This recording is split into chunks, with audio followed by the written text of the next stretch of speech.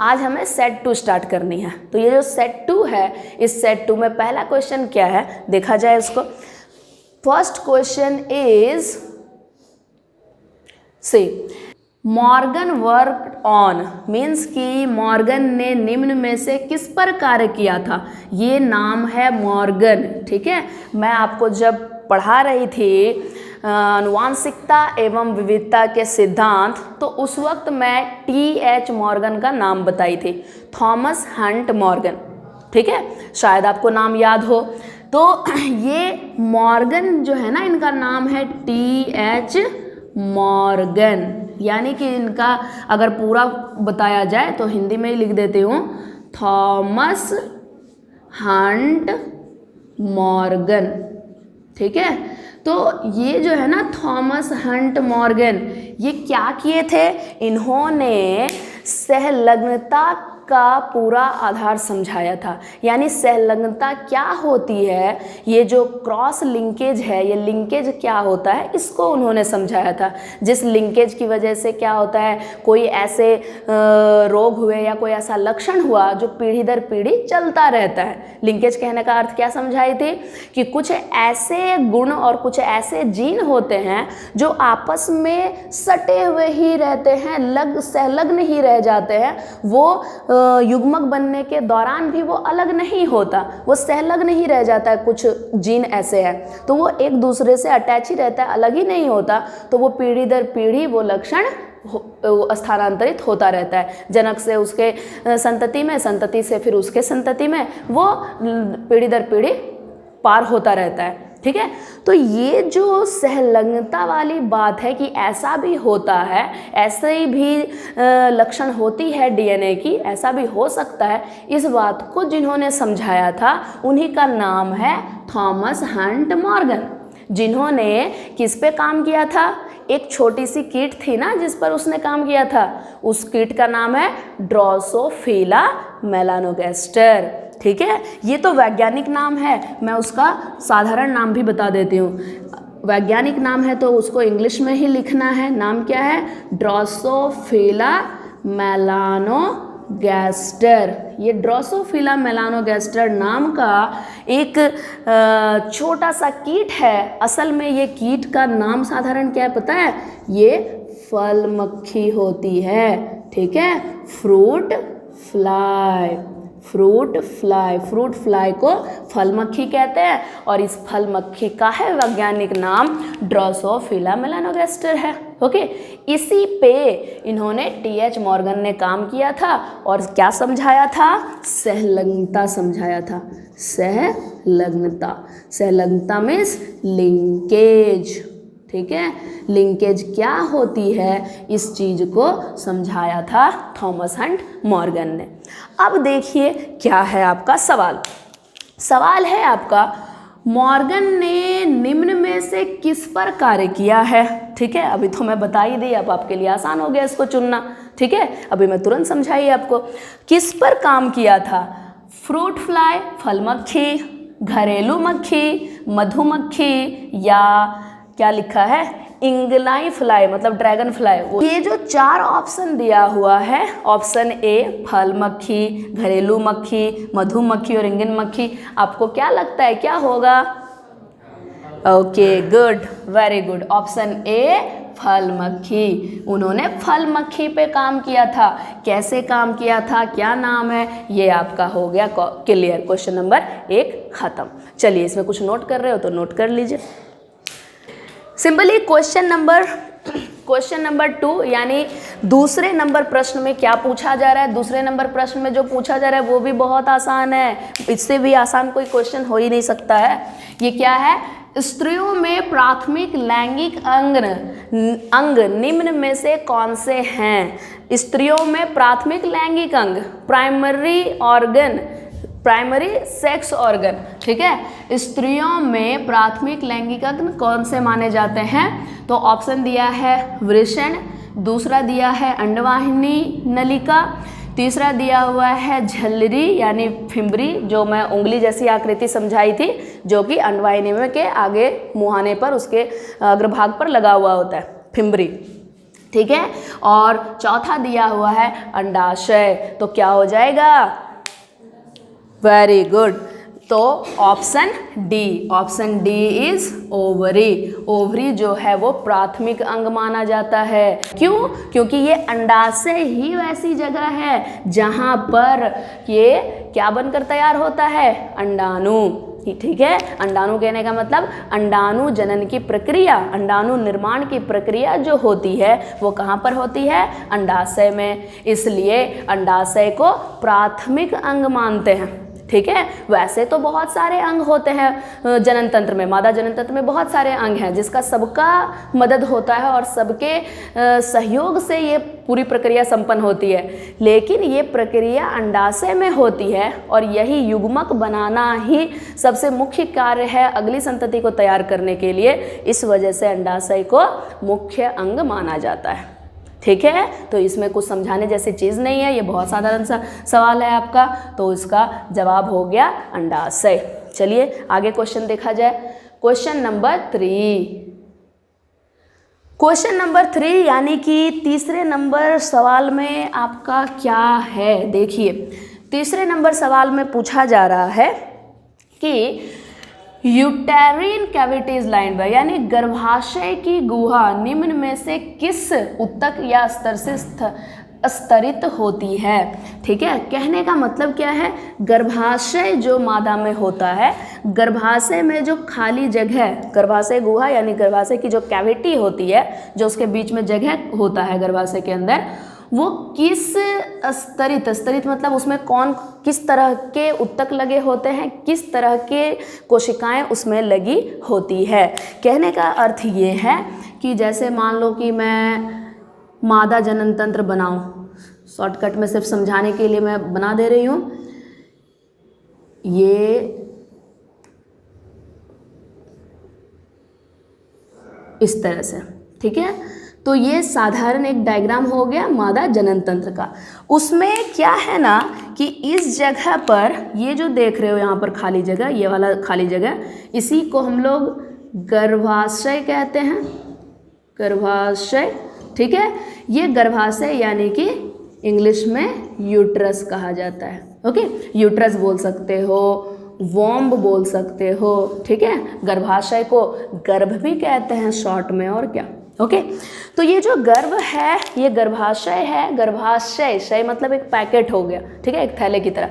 तो ये जो पैकेट है इसकी बात हो रही है। यहाँ क्या चीज़ पूछा जा रहा है कि ये जो आपका गर्भाशय है ना, इस गर्भाशय के सबसे भीतरी दीवार कि ये जो भीतरी दीवार है ये किस ऊतक से या किस तरह की कोशिकाओं से निर्मित है, ये किस तरह से स्तरित है, यानी कैसे स्तर इसमें बने हुए हैं, क्या इसमें स्तर लगा है।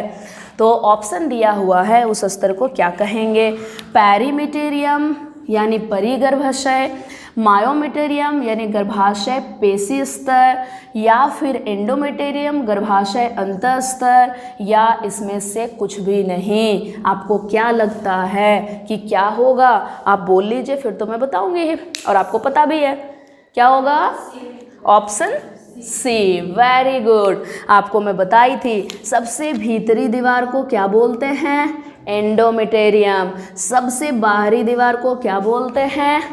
पेरीमीटेरियम।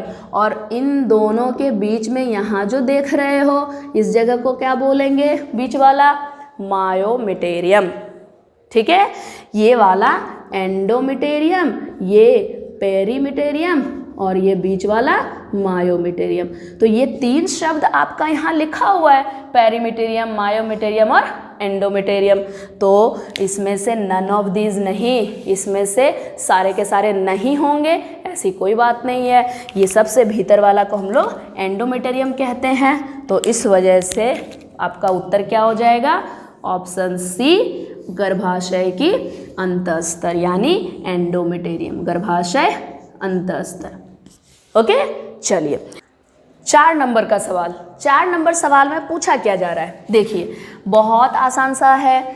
वह संरचना जिसे द्वितीयक अंड झिल्ली भी कहलाती है, यानी कहते हैं। ठीक है, इसमें जो 4 आपको उत्तर दिया हुआ है, 4 ऑप्शन दिया हुआ है ना, इस ऑप्शन में, इस विकल्प में आपको कोई एक चुनना है। तो इसमें चुनना क्या है, क्या चुनने बोला जा रहा है कि वह संरचना आपको इसमें से बतानी है जो द्वितीयक अंड झिल्ली भी कहलाती है। द्वितीयक अंड झिल्ली यानी सेकेंडरी एग मेम्ब्रेन। ठीक है, सेकेंडरी एग मेम्ब्रेन किसको कहेंगे, ये तो पहले मैं ऑप्शन आपको देख करके आंसर बताती हूँ, फिर इसको समझाऊंगी कि सेकेंडरी एग पहले क्या है, यानी द्वितीयक अंड क्या है, तब ना उसकी झिल्ली के बारे में पता लगेगी। तो पहले ये समझना जरूरी है। तो देखिए पहले आपके सामने ऑप्शन क्या रखा हुआ है, zona pellucida, corona radiata, theca interna और थीका एक्सटर्ना। ये सब आप यहाँ पढ़ोगे हिंदी में, वो हिंदी में भी वही देवनागरी में किया हुआ है। ठीक है, zona pellucida, corona radiata, theca interna और थीका एक्सटर्ना। तो ये किस तरह की परत होगी, ये झिल्ली कैसी झिल्ली कहलाएगी, उस झिल्ली को क्या बोलेंगे। मैं आपको जब क्लास में बता रही थी, तो क्लास में जब मैं अंड की आकृति समझाई थी, तो अंड की आकृति क्या थी, ये देखिए, ये अंडाणु है, अंडाणु के ऊपर कुछ परत होती है मोटी सी, और उसके ऊपर पतली पतली सी छोटी सी और भी परत होती है, और ये जो सबसे भीतरी वाला बनाई हूँ ना परत, उसके भीतर भी एक झिल्ली रहती है, और ये झिल्ली और बाहर वाली झिल्ली दोनों के बीच में थोड़ा सा गैप रहता है, थोड़ी सी जगह खाली रहती है, और इसके ऊपर भी थोड़ी सी जगह खाली होती है। ठीक है, तो सबसे भीतर वाली जो परत है वो तो कोशिका झिल्ली है। ध्यान दोगे यहाँ पे कि सबसे भीतर वाली जो है वो कोशिका झिल्ली है। सबसे भीतर वाली झिल्ली के जस्ट बाहर जो बीच में आप गैप देख रहे हो, मैं यहाँ थोड़ा अलग रंग से बता दूँ, इस लाल वाले और इस काले वाले के बीच में जो हल्का सा गैप देख रहे हो वो कहलाता है विटेलाइन स्पेस। ठीक है, इसको बोलते हैं विटेलाइन स्पेस। और सबसे भीतर वाली जो है वो है कोशिका झिल्ली, कोशिका झिल्ली। और इसके बाहर जो एक और परत है जो हल्का लाल रंग का है, जिसपे मैं काला कलर का भी चलाई हूँ, उसको बोलते हैं विटेलाइन मेम्ब्रेन, विटेलाइन मेम्ब्रेन। ठीक है, और सबसे बाहर जो ऐसे कटीले कटीले जैसा बनाई हूँ वो है जोना पेलुसिडा, जोना पेलुसिडा। और उसके ऊपर छोटे छोटे जो मैं कोशिका जैसा बनाई हूँ वो है कोरोना रेडिएटा। ठीक है, ये मैं मोटे तौर पे साधारण डायग्राम समझा दी, सारा नोट्स में आप पढ़ ही चुके हो, सब्जेक्ट नोट्स में आपको पता ही है। आप वो डिटेल्स डायग्राम जो है नोट्स में आप जाकर देख लीजिए, यहाँ पे समझने के लिए जो बनाना चाहिए वो मैं समझा दी। ठीक है, तो ये क्या है ना कि अंदर में केंद्रक है, अंदर में कोशिका द्रव है, और एक कोशिका के अंदर जो भी चीज़ें होनी चाहिए सब चीज़ यहाँ उपस्थित है। ठीक है, तो ये कोशिका है, कोशिका के ऊपर एक और परत है, उसको हम लोग बोलते हैं विटेलाइन मेम्ब्रेन, और उन दोनों के बीच में जो जगह है उसको विटेलाइन स्पेस कहते हैं। उसके ऊपर जो कटीला कटीला जैसा बनाई हूँ वो है जोना पेलुसिडा, उसके ऊपर कोशिका कोशिका जैसी दिख रही है वो है कोरोना रेडिएटा। तो ये जो कोरोना रेडिएटा है ना, इस कोरोना रेडिएटा को ही द्वितीयक एग मेम्ब्रेन यानी द्वितीयक अंड झिल्ली कहा जाता है। ठीक है, तो ये डायग्राम हो गया एक्सप्लेन। अब आपको आसान हो गया इसके जवाब को चुनना, तो जवाब क्या हो जाएगा, ऑप्शन बी, कोरोना रेडिएटा। ठीक है, कोरोना रेडिएटा ये सही आंसर हो गया। क्वेश्चन नंबर 4 का, सवाल 4 का सही उत्तर हो गया ऑप्शन बी, कोरोना रेडिएटा। ठीक है, ओके। अगला सवाल है सवाल नंबर 5। 5 नंबर सवाल में आपको क्या पूछा जा रहा है, ग्राफी पुटक से एक परिपक्व अंडाणु का मोचन कहलाता है। मैं बताई भी थी, पढ़ाने के दौरान भी बोली थी कि ये बहुत इंपॉर्टेंट क्वेश्चन है, ये बहुत महत्वपूर्ण है, और देखिए आपके सेट में भी है और आपके एग्जाम में भी आने के चांसेस हैं। ठीक है, सेट में है तो वाकई एग्जाम में आने का चांसेस है ही। तो बिल्कुल साधारण सा सवाल है, और इस सवाल पे भी मैं कई बार आपको इंडिकेट करवाई थी, आपको बताई थी कि ये सवाल पे ज़रूर ध्यान दीजिए, ये ज़रूर आएगा। तो साधारण सी चीज़ है, ग्राफी पुटक कहने का मतलब ग्राफियन पुटक की बात हो रही है। ग्राफियन पुटक मैं किसको बताई थी, जब अंडाणु जनन होता है तो अंडाणु जनन अंडाशय के अंदर जब संपन्न होता है उसके पहले जो एक परिपक्व पुटक होता है उसको ग्राफियन पुटक कहते हैं। ग्राफियन क्यों? क्योंकि ग्राफियन एक वैज्ञानिक का नाम है, उन्होंने ही इस पुटक के बारे में सब चीज़ समझाया था, पूरे डिटेल समझाए थे उन्होंने, इसलिए उनके नाम पे ही इस पुटक का नाम ग्राफियन पुटक रखा गया। ठीक है, तो ये ग्राफियन पुटक जो है वो ग्राफियन पुटक से परिपक्व अंडाणु बाहर आता है अंडाशय से, तो इस प्रक्रिया को क्या कहेंगे? आपको बोला जा रहा है यहाँ पे कि जो ग्राफियन पुटक है, जब वो ग्राफियन पुटक से एक परिपक्व अंडाणु का मोचन कहलाएगा। मोचन यानी कि वो रिलीज होना, रिलीज बाहर निकलना, अंडाशय से जब अंडाणु बाहर आ जाएगा अंडाशय की सतह से, किसके द्वारा?